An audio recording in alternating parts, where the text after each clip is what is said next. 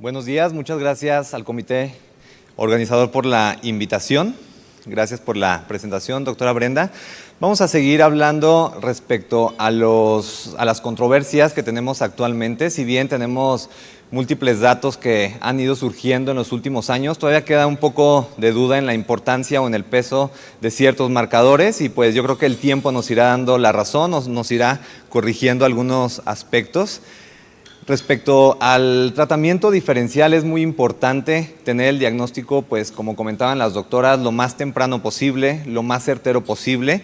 El objetivo de esto es realizar, o más bien iniciar el tratamiento lo más específico con el fin de evitar que el paciente evolucione a un grado de discapacidad, que ya como hemos hablado, esto repercute directamente en la funcionalidad del paciente, aumentando la mortalidad, así como aumentando los costos de vida por disminución en la calidad de vida, por las secuelas que pudiera tener y los costos incluso de hospitalizaciones por recaídas, rehabilitación, los costos del apoyo de la red familiar, pues todo esto va a repercutir de manera positiva o negativa al momento de hacer un diagnóstico temprano y oportuno. Ya estuvimos hablando pues cuestiones generales respecto al diagnóstico. Tenemos la positividad para AQP4. Si bien no tenemos esta positividad, podemos seguir buscando la determinación de anticuerpos anti-MOGAD y pues algunas características peculiares de cada uno de ellos que ya estuvimos abordando anteriormente. Para el neurólogo y sobre todo para el neurólogo que estamos en instituciones que muchas veces no tenemos el acceso a los biomarcadores de manera temprana, sin duda el abordaje clínico, los datos clínicos que nos dé el paciente pues va a ser una herramienta muy importante para el diagnóstico y pues el inicio del tratamiento lo más temprano posible. Sin embargo, pues muchas veces el diagnóstico se vuelve un poco confuso.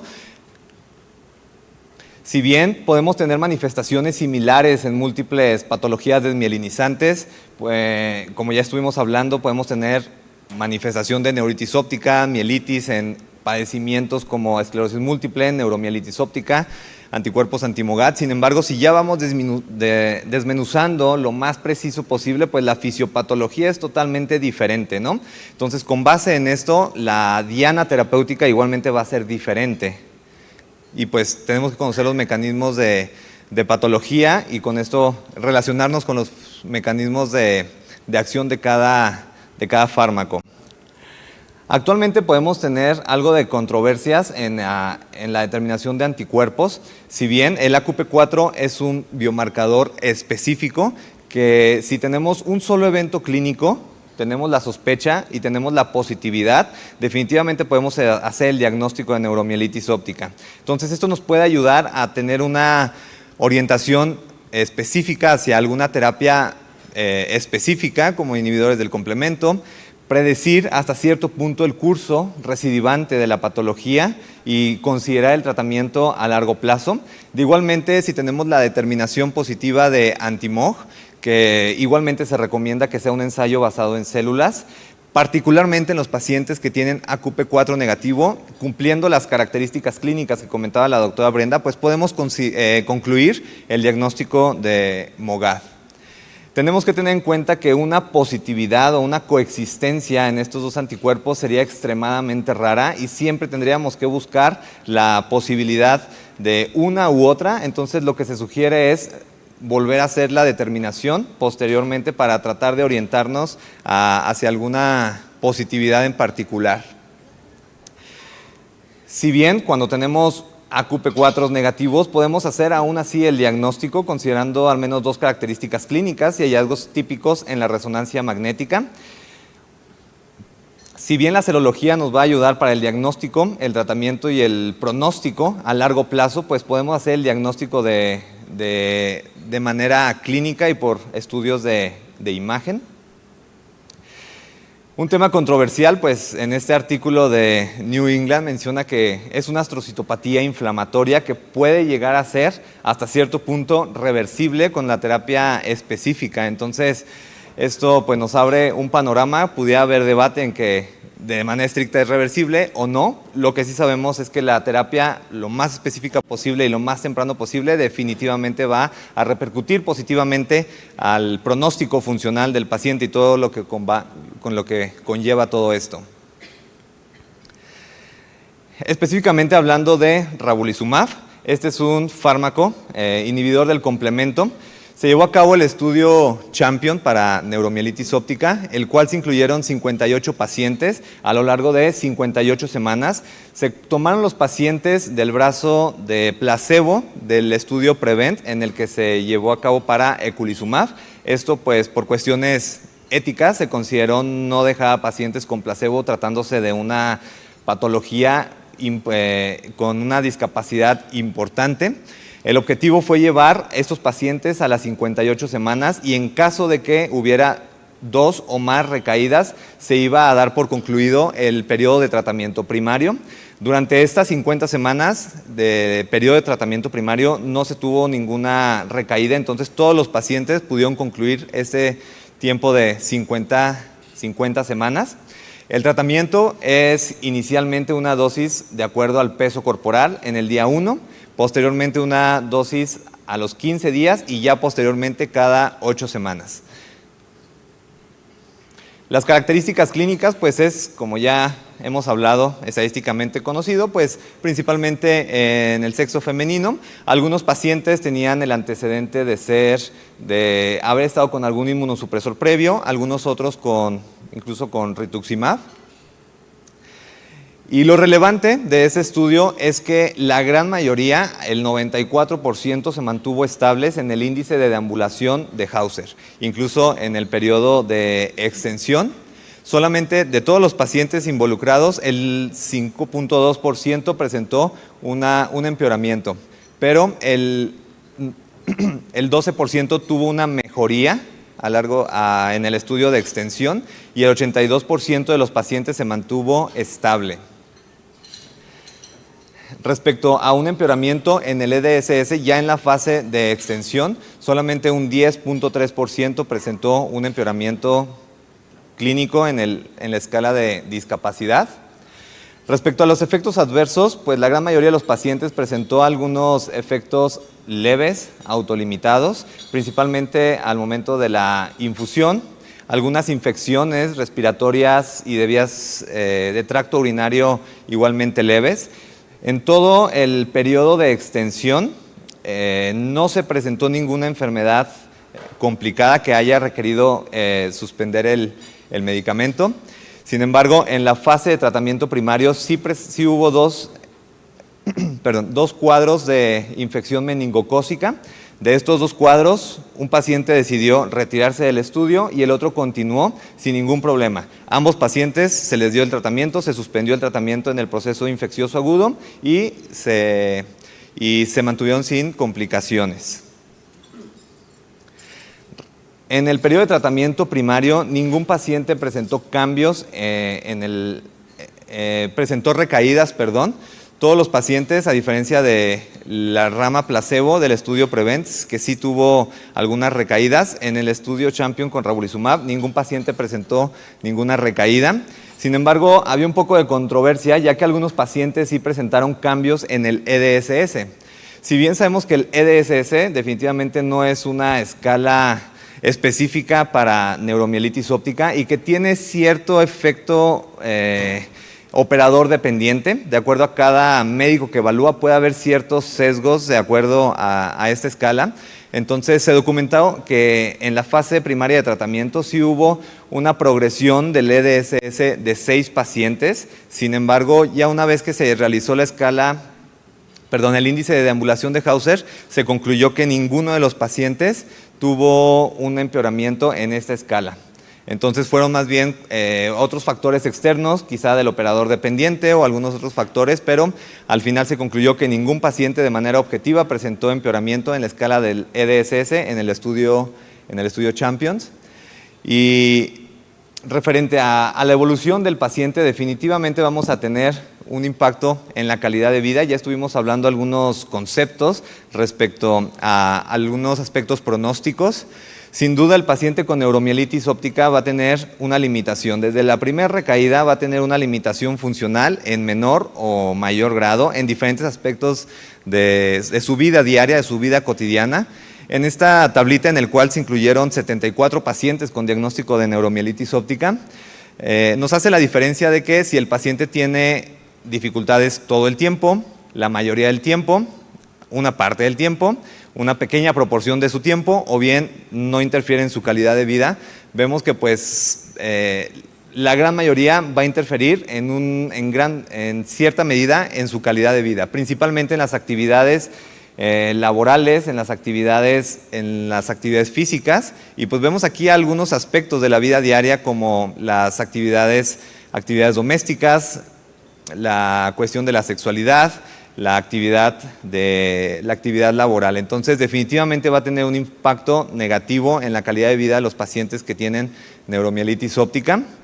Y como ya hemos hablado, pues la neuromielitis óptica va a causar una discapacidad visual, quizá más importante o de mayor relevancia clínica respecto a los pacientes con esclerosis múltiple. Entonces, sin duda, esto se ve reflejado en este estudio en el que pues, se hizo la comparación de pacientes con neuromielitis óptica y con esclerosis múltiple, en el cual esta afección visual va a tener un compromiso mayormente negativo en la calidad de vida, que probablemente es por la secuela más importante, ¿no? Por la poca recuperación que hay después de una recaída en comparación con los pacientes con esclerosis múltiple. Si bien actualmente ya hemos aprendido que en la esclerosis múltiple la fatiga es un síntoma importante, primordial, que sin duda va a repercutir negativamente también en la calidad de vida, muchas veces no hacemos esta intervención de manera temprana en los pacientes con neuromielitis óptica. Sabemos ahora que la fatiga va a ser un factor pronóstico para la calidad de vida y va a estar relacionada directamente con evolución de depresión, trastornos de sueño. Entonces, definitivamente los pacientes también van a referir fatiga y esto pues nos va a incrementar el riesgo de una depresión y va a ser un factor pronóstico.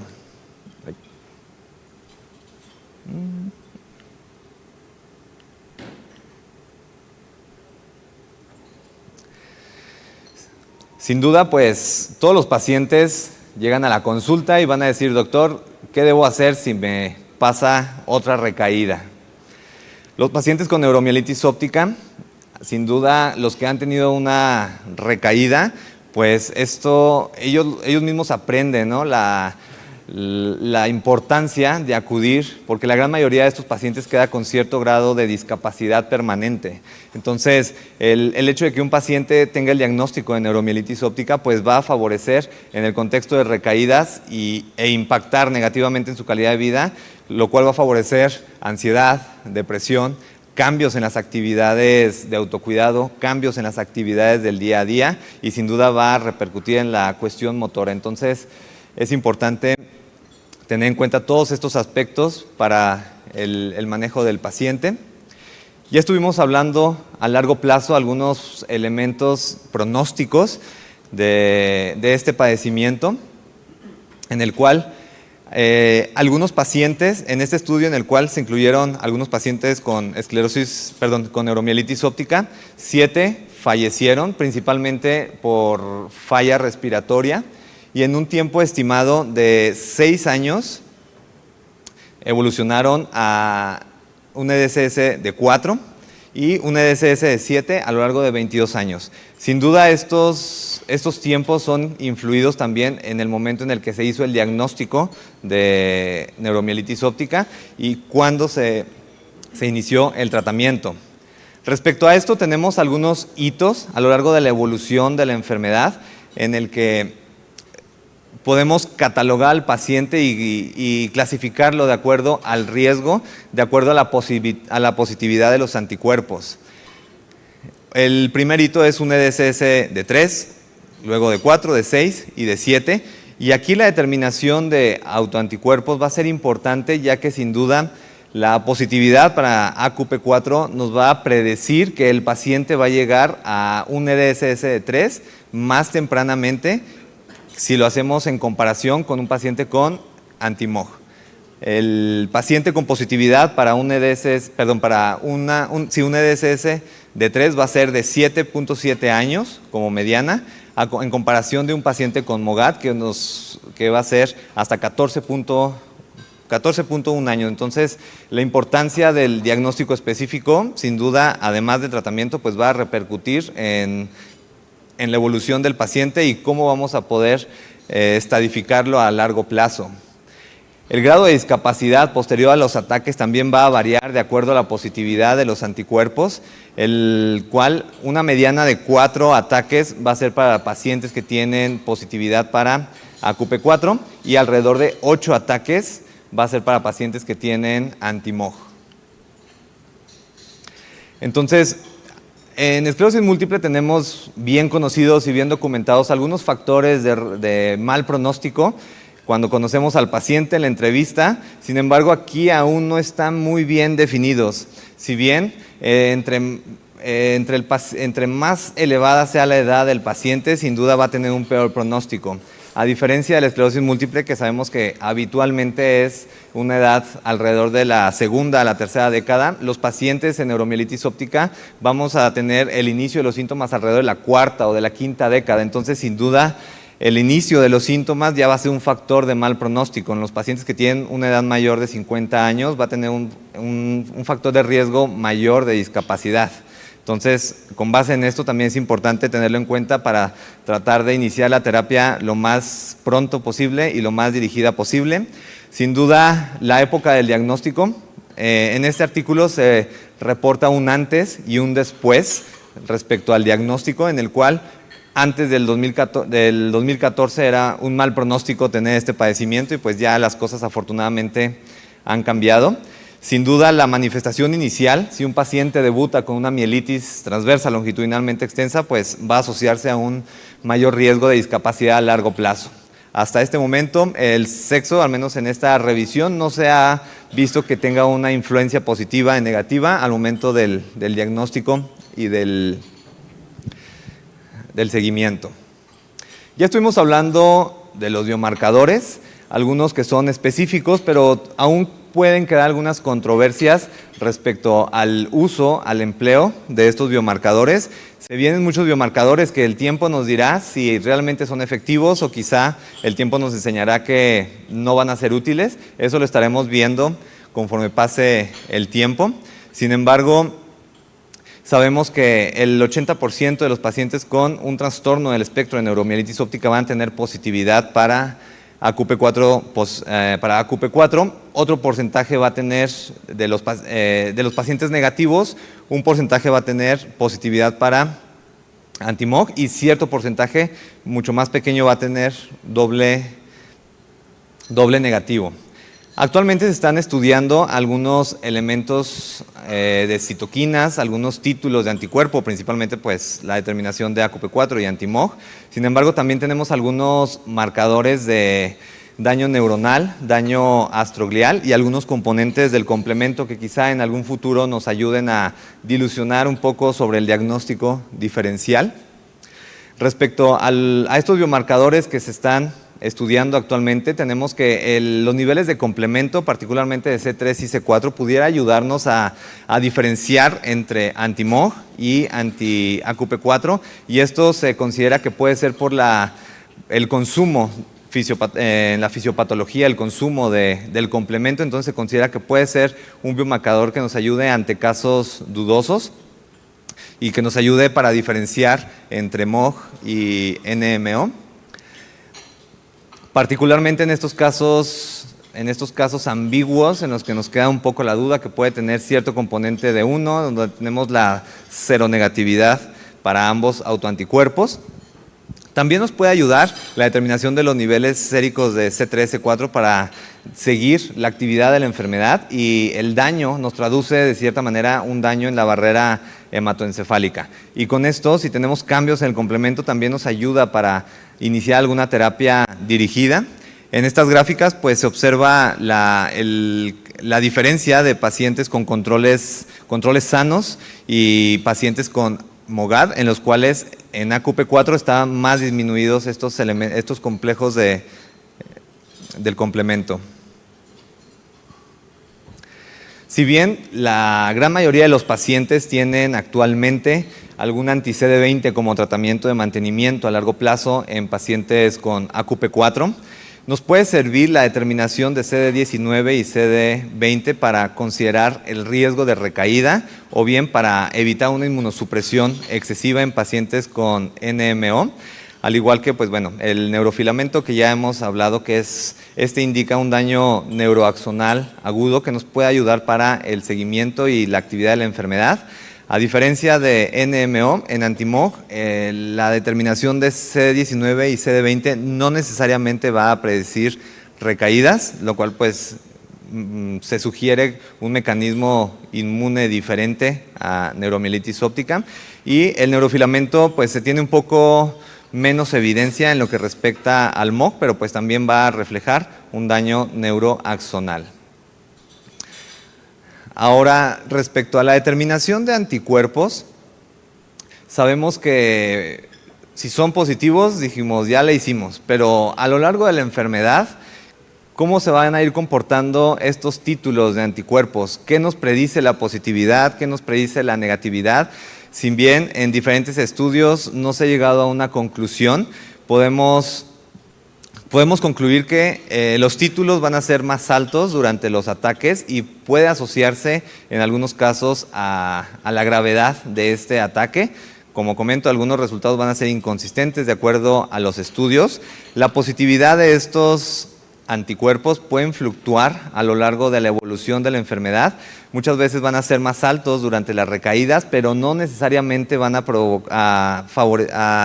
predecir una recaída.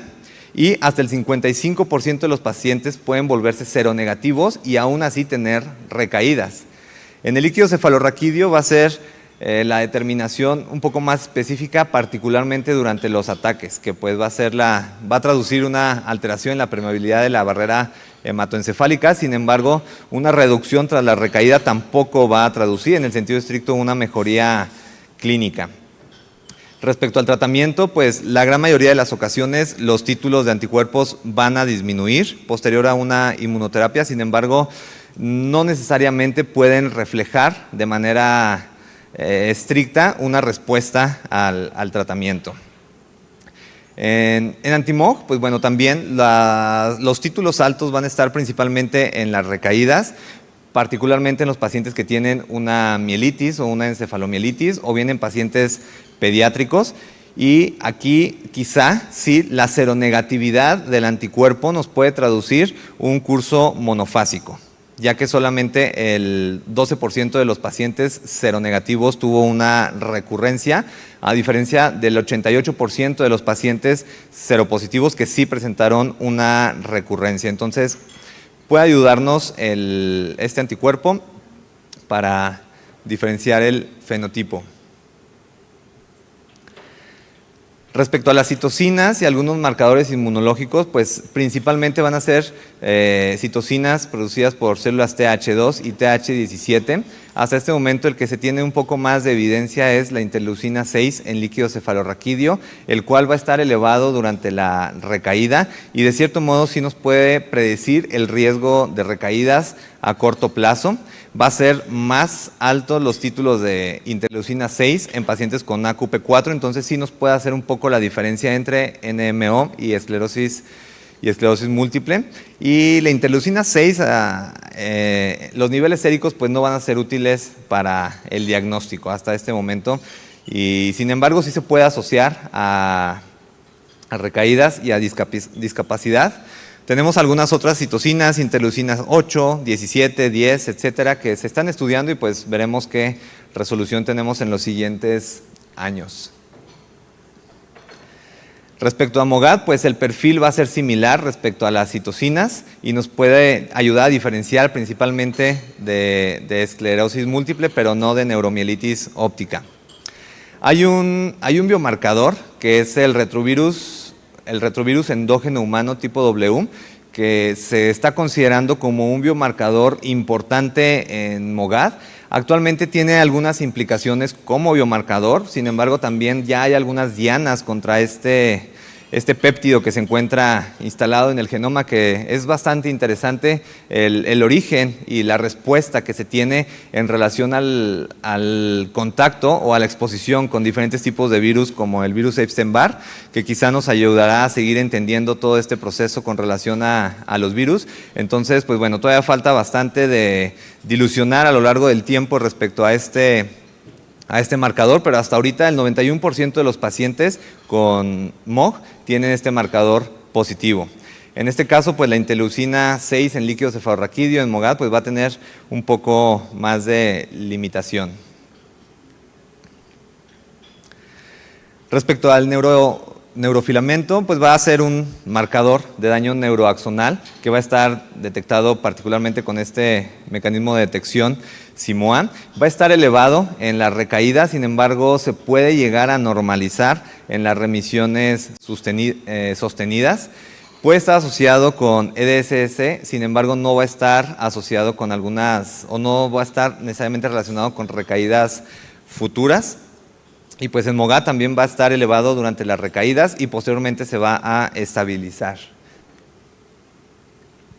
La proteína ácida fibrilar glial pues va a ser también un marcador de daño astrocitario y este va a estar particularmente elevado en las recaídas y va a predecir el riesgo de recaídas, a diferencia de MOGAD, que se va a elevar un poco menos en este padecimiento. Entonces quizá también nos pudiera ayudar un poco para la diferencia entre estos dos padecimientos.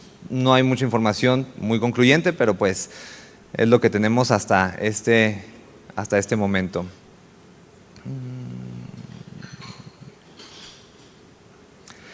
Otros biomarcadores que se están estudiando, pues es por ejemplo la proteína tau, que pues hasta ahorita todos los demás hemos tenido una evidencia limitada. Ya estuvimos hablando de algunas características particulares de la resonancia magnética. La resonancia magnética sin duda va a ser un biomarcador bastante importante y quizá al que tengamos regularmente un acceso un poco más temprano. Respecto a los anticuerpos, generalmente a nivel institucional, pues son estudios especiales que tenemos que hacer una solicitud, solicitar una aprobación por los directivos del hospital, entonces definitivamente va a ser un poco más tardado a nivel institucional y quizá la resonancia magnética pues sea una herramienta bastante útil al momento de que se presente el paciente con los síntomas. Ya estuvimos hablando de algunas diferencias respecto a anti-MOG y neuromielitis óptica. Solamente recalcar que la topografía en NMO pues va a ser principalmente en hipotálamo, área postrema y superficies ependimarias supratentoriales. Y en MOGAD, además de las diferencias clínicas que ya estuvimos hablando respecto al nervio óptico, las localizaciones a nivel de la médula, también los pedúnculos cerebrales medios van a estar afectados hasta en el 27%. Entonces, pues es un punto importante a tomar en cuenta en el diagnóstico diferencial. La lesión de Bright Spotty va a estar particularmente presente en la neuromielitis óptica, a diferencia del MOG. Entonces también nos puede ayudar para hacer el diagnóstico diferencial en las lesiones con una mielitis transversa longitudinalmente extensa. Habitualmente pues hacemos estudios de control de resonancia magnética en los pacientes con esclerosis múltiple o neuromielitis óptica por cuestiones administrativas, para solicitar el medicamento, por el seguimiento. Cada paciente tendrá su indicación en particular.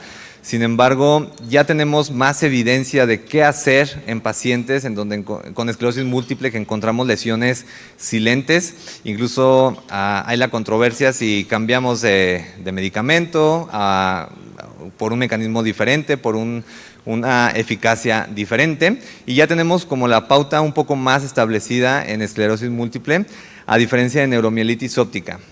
¿Qué hacemos con una lesión silente? Si bien tampoco hay pautas establecidas con qué hacer durante la determinación de una lesión silente, en MOGAD el tiempo medio de una recaída en una lesión silente es aproximadamente de 2 meses, y de AQP4 es de 5 meses, a diferencia de una resonancia magnética sin cambios que podemos predecir una recaída a los 85 meses.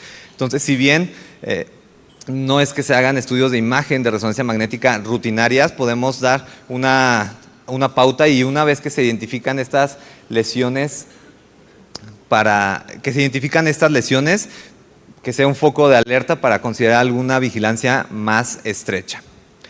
Respecto a la experiencia en los pacientes con neuromielitis óptica, vamos a brincar un poquito un caso clínico.